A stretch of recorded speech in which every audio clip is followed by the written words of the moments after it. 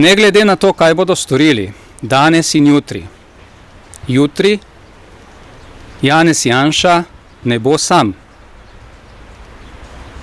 Verjamem, da ga bodo številni posamezniki, tako kot tudi mi, ki danes stojimo tukaj, pospremili najprej na avtocesti, na izvozu Šempeter, na Štajerski avtocesti, kjer se bo na avtocesto vključil okrog 16. ure popoldne in kasneje potem seveda na Dob, na Dolenjsko, kjer naj bi se zglasil na prestajanju zaporne kazni med 17. in 18. uro.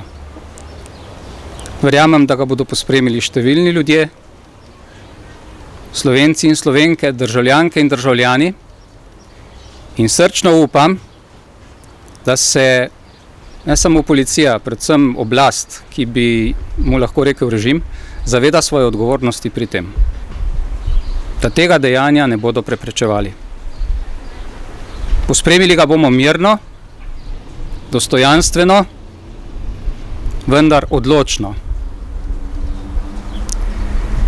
In nepopustljivi bomo v zahtevi, da se ta politična sodba, ki ne temelji na dokazih, odpravi. In kot kaže, bo moralo to sramoto odpraviti neko drugo, ne slovensko sodišče.